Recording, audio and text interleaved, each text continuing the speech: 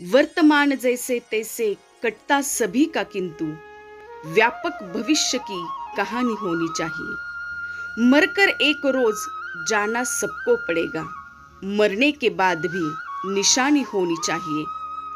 अश्रुओं की धार के समक्ष घुटने ना टेके, हिंद वाली बेटी स्वाभिमानी होनी चाहिए।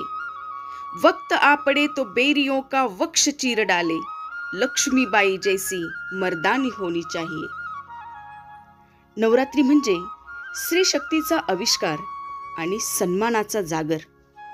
भारतीय संस्कृतीतील सर्वच सण उत्सव निसर्गाशी नाते जपतात। शारदीय नवरात्र देखील असेच निसर्गाशी आणि कृषी संस्कृतीशी निगडीत आहे। नवरात्र हा आदि मायेचा उत्सव। या आदिशक्तीचे नाव प्रकृती म्हणजेच निसर्ग।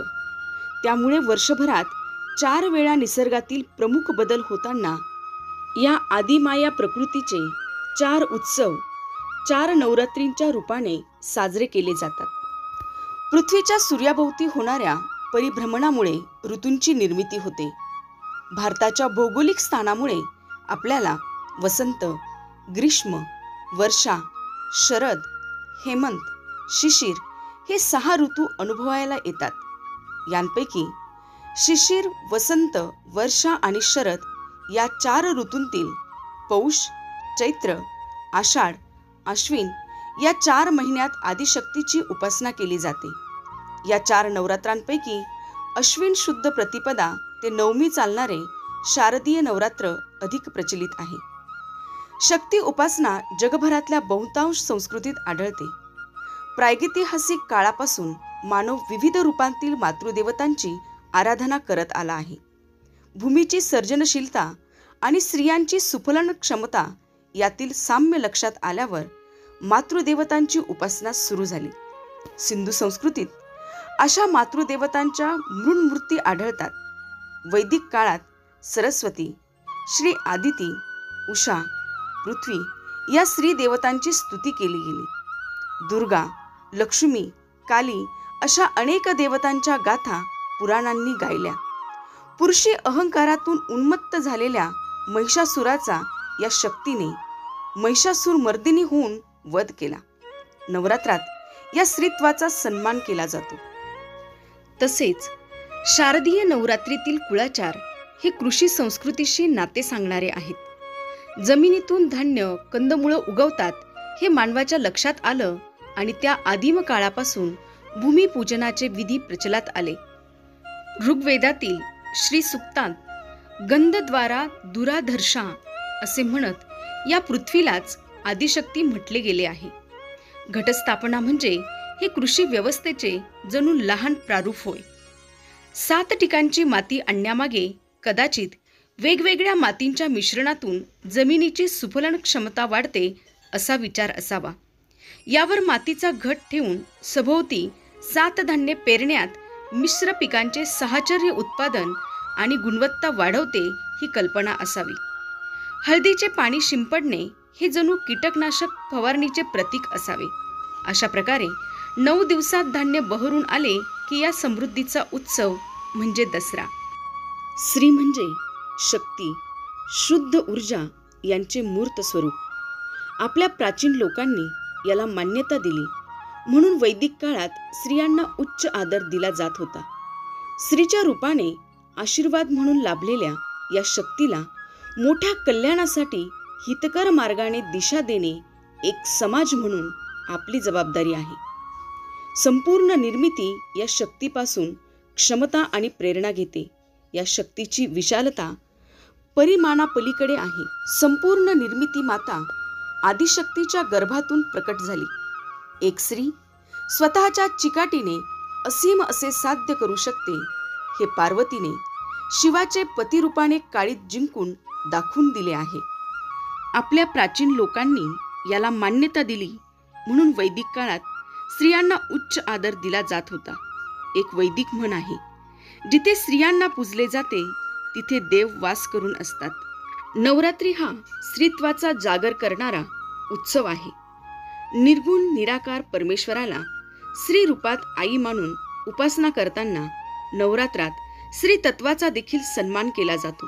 म्हणून नवरात्रीत पाककलेची अन्नपूर्णा, समृद्धीची लक्ष्मी, विद्येची सरस्वती, शक्तीची काली, सौंदर्याची गौरी अशा स्त्रीत्वाचा विविध पैलूंच्या रूपात आदिमायेची उपासना केली जाते. सर्जन हा जीवनाचा मूलाधार आहे. या भावनेतून सर्जनक्षम सवाष्णींची ओटी भरली जाते. जिथे स्त्रीचा सन्मान केला जातो तिथे देव संतुष्ट असतात. पण जिथे स्त्रीचा अनादर होतो तिथे कुठल्याही प्रकारचे धार्मिक कर्मकांड फळ देत नाही. ज्या घरामध्ये स्त्री बरोबरच्या नात्याचा योग्य प्रकारे सन्मान होत नाही ती घरे शापित होऊन जादू झाल्यासारखी पूर्णपणे नष्ट होतात. प्रत्येक यशस्वी पुरुषामागे एक स्त्री असते. हे प्रसिद्ध विधान शिवशक्तीच्या मिलाफाद्वारे उत्क्रांती या वैदिक विचारावर भर देते. येशूंना त्यांचे ज्ञान त्यांच्या आईकडून प्राप्त झाले. सदाचाराने लढाई लढण्यासाठी शिवाजीचे संगोपन जिजाबाईंनी केले. कालिदासांना त्यांच्या विद्वान पत्नीकडून नकार मिळाल्यावर काली मातेची साधना करून ते प्रसिद्ध पंडित झाले. हिलरीच्या पाठिंब्यामुळेच जनक्षोभ असून सुद्धा बिल क्लिंटन आपले पद शाबूत ठेवू शकले. पुन्हा पुन्हा स्त्रियांनी मानवी मर्यादेच्या पलीकडे जाऊन मूर्तिमंत उदाहरणे दिलेली आहेत. मीराबाई प्रेम आणि वैराग्य, लक्ष्मीबाई धैर्य आणि निश्चय, सीता शुद्धता आणि निष्ठा. सतीच्या रूपाने त्यांनी अलौकिक बलिदान आणि सावित्रीच्या रूपाने मृत्यूला सुद्धा तुरी दिली. नवरात्रीच्या पारंपरिक कुळाचारासोबतच नवीन परंपरा देखील जोडल्या जात आहे. 9 दिवसाचे 9 वेगळे रंग आणि त्याप्रमाणे वस्त्र धारण करणे ही एक नवी सामाजिक संकल्पना गेल्या दशकाभरापासून सुरू झाली आहे.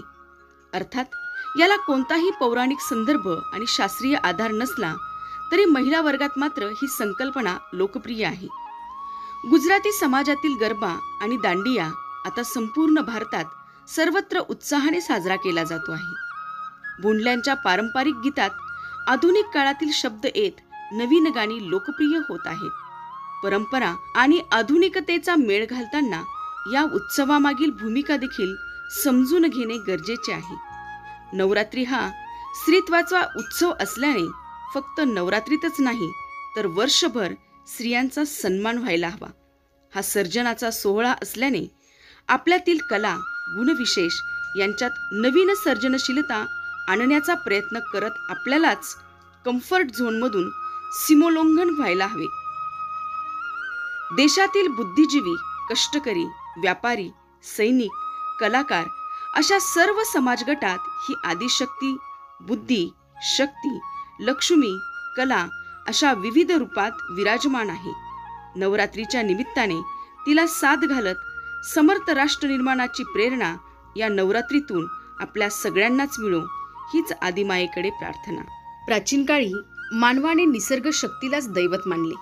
शेतीचा शोध हा मानवी जीवनातील सर्वात क्रांतिकारक शोध. शेतीमुळे माणसाचे भटके जीवन स्थिर झाले आणि धरणीच्या ठिकाणी असलेल्या सुजलाम सुफलाम या गुणांची ओळख झाली. तेव्हापासून मातृदेवतेच्या पूजेचे महत्त्वही वाढले. स्त्रीकडेही बीजधारणेचा गुण असल्यामुळे तिलाही आदिशक्ती मानून तिच्या मूर्ती बनवून तिला मखरात बसवून तिची पूजा केली जाऊ लागली. कालांतराने पुरुषसत्ताक व्यवस्था वाढत गेली आणि एकीकडे स्त्रीची पूजा तर दुसरीकडे तिचा छळ असा दुटप्पीपणाही वाढत गेला. स्त्रीचे कितीही शोषण झाले असले तरी तिच्यामुळे आपल्याकडील कुटुंब व्यवस्था टिकून आहे. कुटुंब व्यवस्था हा आपल्याकडील महत्त्वाचा सामाजिक घटक आहे आणि त्याबद्दल अनेक जण अभिमानाने बोलतही असतात. या व्यवस्थेचे फायदे तोटे आहेतच, परंतु या व्यवस्थेमुळे समाजाचा डोलारा उभा आहे हे नाकारता येणार नाही. चंगळवादी संस्कृतीमुळे या व्यवस्थेला धक्के जरूर बसत आहेत, परंतु त्याची पाळेमुळे घट्ट असल्याने तडे गेलेले नाहीत. स्त्री आणि पुरुष ही संसार रथाची 2 चाके असल्याचे म्हटले जाते खरे, परंतु संसार रथाचा तोल सावरला जातो तो स्त्रीमुळेच. पुरुष सत्तेने स्त्रीला कायम कमकुवत ठेवण्याचा प्रयत्न केला आहे. हजारो वर्ष शिक्षणापासून वंचित ठेवले. आताशा कुठे तिला कायद्याने हक्क मिळू लागले आहेत. त्या आधारे ती आपली प्रगती करीत आहे. बुद्धिमत्तेच्या बाबतीत आपण पुरुषांपेक्षा कमी नाही हे ती आज सिद्ध करीत आहे. स्त्री म्हणजे त्यागाची मूर्ती, परमेश्वराचे रूपच जणू. स्त्री म्हणजे सहनशीलतेचा कळस. संसारात तिचे अस्तित्व प्रकर्षाने जाणवते. ती नसेल तर कुटुंब कोमजते. रात्रंदिवस कष्ट करून कुटुंबाचा डोलारा सांभाळते, पण आपल्या मुलाबाळांना त्याची झळही पोहोचू देत नाही. बहिणाबाई चौधरी म्हणतात, अरे संसार संसार नाही रडन कुडन, येड्या गळ्यात आला हार म्हणून नको रे लोंढन. संसार कसाही असला तरी गळ्यातला हार मानून त्याचा ती स्वीकार करते. आज ती चूल व मूल सांभाळून पुढे जाण्याचा प्रयत्न करीत आहे. आपल्या हातातून हळूहळू सत्ता जात आहे या कल्पनेनेच अनेक पुरुष पछाडलेले आहेत. स्त्री बिचारी सर्व आघाड्यांवर लढत आहे. असे असले तरी पुरुषसत्ताक समाजाची मानसिकता अद्याप बदललेली नाही. आजही मुलींच्या जन्माचे मनापासून स्वागत होतेच असे नाही. स्त्री भ्रूण हत्येला कायद्याने लगाम घातला असला तरी तंत्रज्ञानाचा लाभ उठवीत कळ्यांना गर्भातच खुडण्याचा प्रकार लपून छपून करणारे आहेतच. वाढत्या चंगळवादामुळे स्त्रीकडे वस्तू म्हणून पाहणारेही आहेत. चित्रपटांतूनही अनेकदा तशाच प्रकारचे चित्रण केले जाते. बलात्काराच्या वाढत्या घटना हीच बाब अधोरेखित करतात. मात्र स्त्रियांच्या हक्कांबाबत जागरूकता येत आहे. अनेक पुरुष घरी कामात वाटा उचलत आहेत. मुलींच्या शिक्षणाला प्राधान्य देत आहेत. त्यांना करिअर करण्यास प्रोत्साहन देत आहेत. गेल्या शतकात स्त्री हक्कांबाबत झालेल्या चळवळी, स्त्रीवादाचा स्वतंत्र अभ्यास, त्याबाबतचा जागर या सर्वांचा हा व्यापक परिणाम आहे. 8 मार्चला साजरा होणारा जागतिक महिला दिन हेही याचीच फलित आहे. अलीकडच्या काळात महिला दिन मोठ्या उत्साहात साजरा केला जातो. महिलांचे हक्क, त्यांची जबाबदारी, त्यांनी मिळवलेले यश या साऱ्यांच्या कथा या दिवशी सांगितल्या जातात. महिला दिनाच्या निमित्ताने ते व्हायलाही हरकत नाही. मात्र महिला दिनाला प्रतिकात्मक महत्त्व प्राप्त होऊ नये. स्त्रीला देवत्व बहाल करून तिचा छळ करण्याची पुरुषी मानसिकता आणि महिला दिनाला प्रतिकात्मक महत्त्व वाढवून स्त्रीकडे वस्तू म्हणून पाहण्याची वृत्ती या दोहात फरक नाही याचे भान समस्त समाजाला येणे आवश्यक आहे. या नवरात्रापासून स्त्रीने तिच्यात असलेल्या शक्तीला जागवले पाहिजे. त्या अगाध अशा शक्तीचा जगाला आविष्कार दाखवून दिला पाहिजे. संयमी असलेली स्त्री प्रसंगी किती बळकट होऊ शकते याची प्रचिती सगळ्यांना येऊ दे. आणि मुख्य म्हणजे स्त्रीला स्वतःच तिच्यातील बलस्थानाची प्रचिती येऊ दे. स्त्रीत्वाच्या सीमेत राहूनही ती आकाशाला गवसणी घालू शकते हे तिचे तिलाच समजू दे. आपले ध्येय साध्य करण्यासाठी तिला कोणत्याही खालच्या थराला जावे लागत नाही. आपली बुद्धिमत्ताच आपली सर्वात मोठी शक्ती आहे हे स्त्रीला समजू दे. हेच त्या जगत जननी शक्ती देवतेला साकडे घालते. या देवी सर्व भूतेषु शक्ती रूपेण संस्थिता. नमस्तस्यै नमस्तस्यै नमस्तस्यै नमो नमः. धन्यवाद.